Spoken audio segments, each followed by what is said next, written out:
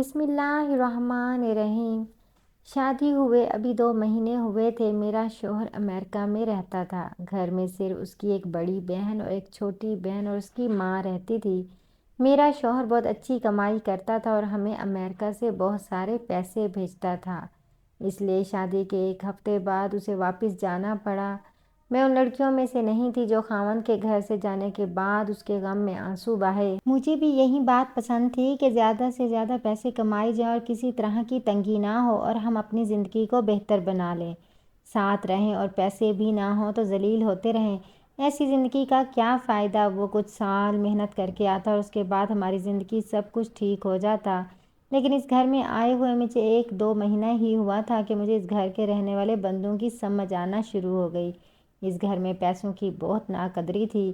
پیسے ایسے اڑایا جاتا تھا جیسے درخت پہ پیسے لگے ہوں۔ اس کے علاوہ میری ایک چھوٹی نند سدرا کی ایک عجیب سی عادت بنی ہوئی تھی۔ جیسے ہی رات ہوتی اس کی طبیعت خراب ہونا شروع ہو جاتی ہے۔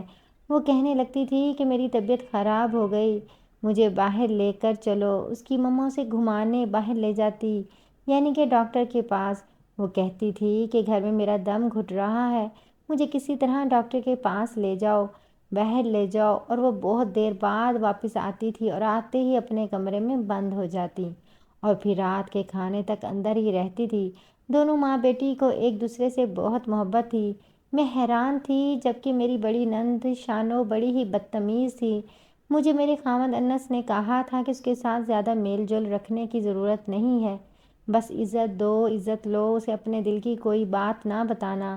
بڑی بدتمیز ہے، اپنی عادت کی وجہ سے مجھے بالکل اچھی نہیں لگتی۔ ہم نے ایک دفعہ اس کی شادی کروائی تھی اور 3 مہینے بعد ہی اپنا گھر خراب کر کے واپس آ گئی تھی۔ میں نے کہا کہ ہو سکتا ہے اس کا قصور نہ ہو، خود ہی خراب ہو گیا ہو، کوئی بھی عورت جان بوجھ کے اپنا گھر کیوں خراب کرے گی؟ تو میرے خاوند نے مجھے ایسی بات بتائی کہ میں حیران رہ گئی۔ اس نے کہا کہ اس کی عمر اتنی زیادہ ہے، لیکن ہم نے پھر بھی اس کے لیے ایک چھوٹا جوان لڑکا ڈھونڈا تھا اور اس کی شادی کروائی تھی۔ وہ اس سے عمر میں بھی چھوٹا تھا، شکل و صورت میں بھی اچھا تھا، پیسے والا تھا، لیکن پتہ نہیں اسے کیا مسئلہ ہوا کہ اس نے اس کے ساتھ رہنے سے ہی جواب دے دیا اور 2 مہینے بعد ہی واپس آ کر ہمارے گھر بیٹھ گئی۔ ہم پوچھتے رہ گئے کہ کیا بات ہے؟ کہتی میں نہیں بتا سکتی، بڑی ہی عجیب بات ہے، میں بتا نہیں سکتی۔ پھر میری ماں نے اس سے پوچھا تو کہنے لگی وہ تو نامرد تھا۔ میں نے اس بات پر اپنے چہرے پر ہاتھ رکھ لیا۔ میں نے کہا پھر اس کے بعد کیا ہوا؟ میرے خاوند نے کہا کہ اس کے بعد ہم کیا کر سکتے تھے؟ جب ایسی بات تھی تو ظاہر ہے ہم نے بھی اس کا ساتھ دیا اور اس کے لیے خلا کا کیس کر دیا۔ یہ رشتے سے آزاد ہوگی، لیکن تمہیں پتہ ہے ابھی اس بات کو 3 سال ہو گئے ہیں۔ پر 2-3 مہینے پہلے میں نے اسی آدمی کو دیکھا، بازار میں جا رہا تھا، اس کے ساتھ ایک عورت تھی اور بچہ تھا۔ جب میں نے پتہ کیا تو وہ عورت اور بچہ اس کا تھا اور بچہ بھی حقیقت میں اس کا ہی تھا۔ ہماری بہن نے ہمیں جھوٹ بول کر اسے رشتہ ختم کیا تھا۔ میں پوچھتا ہوں کہ اگر وہ نامرد تھا تو پھر اس کا بچہ کیسے پیدا ہوا؟ میں نے کہا کہ ہو سکتا ہے اس کی بیوی کا بچہ ہو۔ میرے شوہر نے کہا کہ میں نے معلوم کروایا ہے کہ اسی کا بچہ ہے، اس نے جھوٹ بولا تھا، اس نے جھوٹ بول کے سب برباد کر دیا۔ اس دن سے ہی مجھے اچھی نہیں لگتی اور میرے دل سے اتر گئی ہے۔ اس کی شادی میں نے بڑی دھوم دھام سے کی تھی اور قرضے اٹھا کے کی تھی۔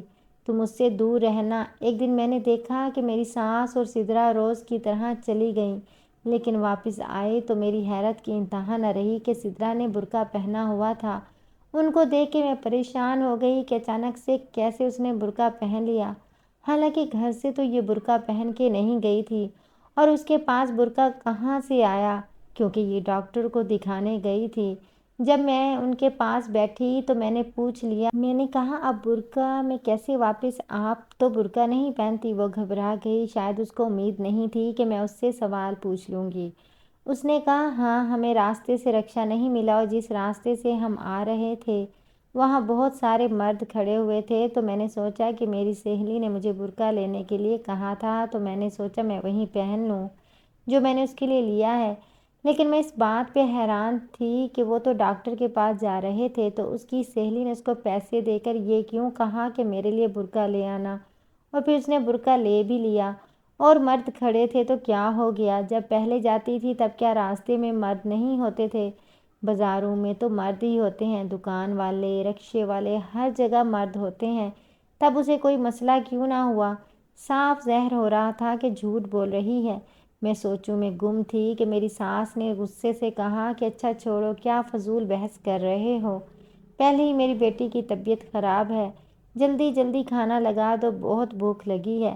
ویسے تو اس کی طبیعت خراب ہوتی ہے، لیکن جب کھانا کھانے بیٹھتی ہے تو پتہ نہیں اس کی طبیعت خراب کہاں جاتی ہے، اور پیٹ بھر بھر کے کھاتی ہے، مرغ مسلم اور چاول سب کچھ کھا لیتی ہے، پھر کہتی ہے کہ میں بیمار ہوں۔ یہ آخر کون سی بیماری ہے کہ جس ڈاکٹر کے پاس جاتی تھی وہ اسے کہتا ہی نہیں تھا کہ تم نے پرہیز کرنا ہے؟ اب تو اس نے اپنی عادت بنا لی تھی، شام اس کی طبیعت خراب ہوتی اور وہ ڈاکٹر کے پاس چلی جاتی ہے، واپس آتی تو برقعے میں آتی، کبھی کبھی جاتے ہوئے بھی برقع پہن لیتی تھی۔ میری خامد کی محنت کی کمائی کو اس گھر میں بڑی بے دردی سے لٹایا جا رہا تھا۔ میرے شوہر کے سامنے بڑی نیک پروین بنتی تھی، جس وقت اس کا فون آتا وہ اپنی بہنوں کے بارے میں پوچھتا تو میری ساس کبھی کہتی ہے کہ قرآن پڑھنے گئی ہے، کبھی کہتی سو رہی ہے، اور کبھی کہتی نماز پڑھ رہی ہے۔ ہر بات میں اسلامی باتیں کرنے لگتی تھی اور کہتی جو تم پیسے بھیجتے اس سے صدقہ خیرات بھی کرتے ہیں، اور میرا شوہر اتنا بے وقوف تھا کہ ان کے ہاتھوں بے وقوف بن جاتا تھا۔ اور میری ساس کہتی ہے کہ ہم نے تو نفل مانے ہوئے ہیں، تمہارا کام اچھا چلتا رہے۔ میرا شوہر اپنی ماں اور بہن کو شہر نہیں جانتا تھا، لیکن مجھے پتا تھا کہ اس گھر میں کوئی بھی نماز نہیں پڑھتا، نہ ہی قرآن، نہ روزہ، نہ صدقہ خیرات کرتا ہے۔ وہ اتنی زیادہ شاپنگ کرتی تھی، اتنی ساری چیزیں لیتی تھیں کہ پیسے بچتے ہی نہیں تھے، اور آج کل تو میری نند کی بیماری کا بہانہ بنا کر میرے شوہر سے پیسے لے رہی تھی۔ ایک دفعہ تو میرے شوہر نے مجھے فون کر کے کہہ دیا کہ اس دفعہ تمہیں پیسے کم بھیجوں گا، کیونکہ آپ ہی بیمار ہیں نا، ان کے علاج کے لیے پیسے بھیج رہا ہوں۔ میں اسے کیا کہتی کہ مجھے تو اس کی بیماری سمجھ ہی نہیں آ رہی۔ پورا دن ٹھیک رہتی ہے، کھاتی ہے، پیتی ہے، بازار جاتی ہے، گانے سنتی ہے، فلمیں دیکھتی ہے، شام ہوتی ہے تو وہ بیمار ہو جاتی ہے، اور جب واپس آتی ہے تو کبھی اس کے کپڑے بدلے ہوتے ہیں تو کبھی اس نے برقع پہنا ہوتا ہے۔ میں کچھ بھی بولتی وہ برا ہی سمجھتا۔ ایک بات تو مجھے پہلے سے ہی میری ماں نے سمجھا دی تھی کہ اگر اپنے شوہر کے گھر والوں کے خلاف برا بولو گے تو وہ ان کو برا سمجھنے کی بجائے آپ کو ہی برا سمجھے گا۔ ایک دن اسے خود ہی سمجھ آ جائے گی۔ میں اسی طرح گھر میں رہنے لگی اور اس گھر کے ماحول کے ساتھ اپنے آپ کو سیٹ کر لیا، لیکن ایک دن جو میں نے دیکھا تو حیران رہ گئی۔ سدرا ڈاکٹر کے پاس سے واپس آ رہی تھی، اس نے برقع پہنا ہوا تھا، لیکن اس کے ہاتھ میں کوئی شاپر تھا۔ ایسا لگتا تھا کہ شاپر کے اندر کوئی 2 کلو کی چیز ہے، جیسے کوئی مٹھائی کا ڈبہ۔ مجھے بھی لگ رہا تھا کہ مٹھائی کا ڈبہ ہی ہے، لیکن اس کے شاپر میں کچھ گر گیا، تب مجھے پتا چلا کہ وہ مٹھائی کا ڈبہ نہیں تھا۔ میں نے اس چیز کو اٹھا لیا اور اپنے کمرے میں لے آئی۔ میں نے کمرے کا دروازہ بند کر دیا، ساتھ ہی میری ساس کی آواز آئی۔ میرا دل پوری طرح سے کانپنے لگا۔ میں نے سوچا کہ شاید ان کو پتہ چل گیا تھا کہ جو چیز گم ہوئی ہے وہ میرے پاس ہے، مگر جب میں نے کہا کہ جی تو انہوں نے کہا کہ باہر آ کے کھانا بنا دو۔ میں نے کہا کہ میں کپڑے بدل کے آ رہی ہوں۔ ان لوگوں میں آ کر مجھے یہ پتہ چلا کہ یہاں پر دھوکہ بازی، جھوٹ اور غلط بیانی کا کتنا عمل دخل ہے۔ خیر وہ وہاں سے چلی گئی، میرے پاس ٹائم بہت کم تھا۔ میں نے جلدی جلدی اس شاپر کو کھولا تو حیران رہ گئی، کیونکہ اس کے اندر بہت سارے پیسے تھے۔ جب میں نے پیسوں کو گننے کی کوشش کی تو میرے سے گنے نہیں جا رہے تھے، پر اندازے کے مطابق 2 لاکھ روپے تھے۔ 2 لاکھ روپے سدرا کے پاس کہاں سے آئے؟ میرا خامد اتنے پیسے نہیں بھیجتا تھا، مگر ان کے پاس 2 لاکھ روپے کہاں سے آئے؟ اس کے پاس اس طرح کے ڈبے 2-3 تھے، اس کا مطلب ہے اس کے پاس 7-8 لاکھ تھے۔ میں نے سوچا کہ آخر یہ لڑکی کیا کر کے آ رہی ہے، اور میں پریشان ہو گئی۔ میری نند جب بیمار ہوتی تو میری ساس اسے فوراً باہر لے جاتی، واپس آتے تو اس نے برقع پہنا ہوتا تھا، اس کے ہاتھ میں ڈھیر سارے پیسے ہوتے، پھر شام تک یہ ماں بیٹیاں کمرے کے اندر ہی بیٹھی رہتیں اور کھانا کھانے کے لیے ہی باہر نکلتی تھیں۔ اس بیچ یہ مجھے بھی کمرے میں نہ بلاتی، چاہے دنیا ادھر کی ادھر ہو جائے۔ اسی طرح ایک دن یہ کمرے میں بیٹھی تھیں کہ اچانک سے آندھی آ گئی۔ آندھی اتنی تیز تھی، ایسے لگ رہا تھا کہ جیسے زلزلہ آ گیا ہو۔ آندھی اتنی تیز تھی کہ ہمارا گھر بھی تیسری منزل پہ تھا۔ آندھی کے بعد زلزلہ آ گیا۔ میں نے ان کے دروازے کو پیٹنا شروع کر دیا۔ میں نے کہا کہ نکلو، باہر نکلو۔ اتنا کہہ کے میں دروازے سے باہر نکل گئی، لیکن حیران رہ گئی کہ یہ عورتیں تب بھی باہر نہ نکلیں۔ اب میرے پاس اور کوئی راستہ نہیں تھا۔ میں اپنے شوہر کو یہ سب کچھ بتانا چاہتی تھی، لیکن مجھے پتہ تھا کہ اگر میں نے بنا ثبوت ہوا میں تیر چلایا اور میں غلط ثابت ہوئی تو میرا شوہر مجھ پہ کبھی بھی بھروسہ نہیں کرے گا اور ہمیشہ مجھے طعنے دے گا۔ اس لیے مجھے جو بھی کرنا تھا عقل مندی اور سمجھداری سے کرنا تھا۔ ایک دن گلی سے ایک عورت آئی، میں نے ساس کو اس کے ساتھ باتیں کرتے ہوئے سن لیا۔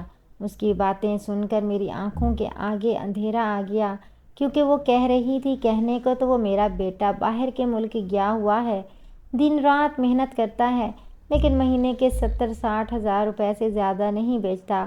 اب تم سوچو کہ آج کل اتنے میں کہاں گزارا ہوتا ہے۔ 10,000 تو اپنی بیوی کو بھیجتا ہے، اگر وہ بھی ہمیں بھیجے تو مہینے کا 1,00,000 روپیہ تو آ جائے گا نا۔ اب اس کے بابا زندہ تھے تو گھر میں روز گوشت پکتا تھا، اب اس نے ہمیں دال روٹی پہ لا کھڑا کیا ہے۔ وہ عورت میری ساس کو حیران ہو کر دیکھ رہی تھی۔ اس نے کہا کہ آپ لوگ تو 3 لوگ ہیں، آپ لوگوں کا گزارا 80 لاکھ میں ہوگا کیا؟ اتنے میں تو اچھا بھلا گزارا ہو جاتا ہے۔ اس بات پہ میری ساس لڑنے لگی اور کہنے لگی چلی جاؤ یہاں سے، تم تو ہمارے دکھ سکھ کی ہی نہیں ہو، تمہیں کیا لگتا ہے میں جھوٹ بول رہی ہوں؟ جبکہ دیکھا جائے تو میری ساس نند کے خرچے تو آسمانوں پہ تھے، ان کا جو دل کرتا تھا وہ لیتی تھیں۔ گھر میں روز گوشت پکتا تھا، میری ساس ناشکری کر رہی تھی۔ ایک ہفتہ ہوا تھا میری شادی کو، میرا شوہر واپس چلا گیا۔ کیا میرے دل میں کوئی ارمان نہیں تھا کہ میں اس کے ساتھ وقت نہیں گزارنا چاہتی تھی؟ انہی کے لیے گیا۔ میں نے تو ابھی تک اس سے کوئی فرمائش ہی نہیں کی تھی، یہاں پر کیسے اس کی محنت ضائع ہو رہی تھی۔ مجھے میرے شوہر کی بہت یاد آتی تھی۔ رات بات ہوئی تو اس نے بھی محسوس کر لیا۔ اس نے کہا کہ آج تم کچھ اداس اور پریشان ہو۔ میں نے کہا کہ میں تو آپ کو جو بھی بات کہوں گی آپ کو لگے گا میں آپ کے کان بھر رہی ہوں، لیکن آپ کی امی اور آپ کی بہن کو آپ کا کوئی احساس نہیں ہے۔ میرا شوہر اس بات پہ خاموش ہو گیا۔ میں نے کہا کہ لگ گئی نا میری بات بری؟ تو کہنے لگا بات بری لگنے کی بات نہیں ہے، دراصل امی اور بہن کے بارے میں ایک دوست نے بڑی عجیب بات بتائی ہے۔ میں سوچ رہا تھا کہ تم سے بات کروں یا نہ کروں، تم تو اس گھر کی بہو ہو۔ میں نے کہا کہ اگر کوئی پریشانی کی بات ہے تو مجھے بتائیں۔ انہوں نے کہا کہ میرے دوست کہہ رہا تھا کہ تمہاری امی اور بہن بہت بڑی دکان سے شاپنگ کر رہی تھیں، دراصل وہ دکان اسی کی ہے، وہاں پر ایک جوڑا 10,000 سے شروع ہوتا ہے۔ میں تو حیران ہوں کہ میں اتنی مشکل سے ان کو پیسے بھیجتا ہوں اور ہمیشہ کہتی ہیں کہ پیسے زیادہ بھیجا کرو، پھر یہ 10,000 کے جوڑے کیوں لیتی ہیں؟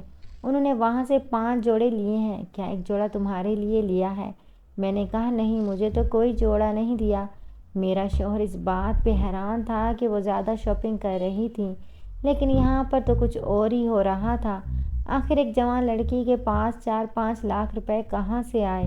میں نے بھی اپنے شوہر سے باتوں باتوں میں کنفرم کر لیا کہ کہیں اس نے تو پیسے نہیں بھیجے، تو اس نے کہا کہ نہیں، میں نے تو وہی پیسے بھیجے جو بھیجتا ہوں، کیونکہ میرا بھی یہاں پر کام اچھا نہیں چل رہا ہے۔ ایک بیماری وبائی مرض کی وجہ سے لوگوں نے گھر سے باہر نکلنا ہی چھوڑ دیا ہے اور میرا شوہر وہاں پہ گاڑی چلایا کرتا تھا۔ خیر میں نے اس سے بات کر کے فون بند کر دیا۔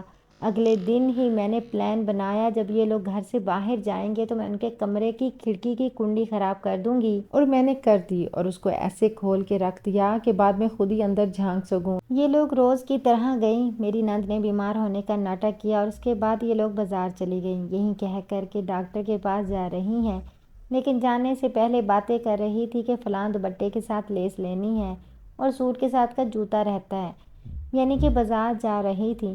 خیر وہ لوگ گھر سے باہر نکل گئے، میں نے اپنا کام کر دیا، میں باقی گھر کے کاموں میں مصروف ہو گئی۔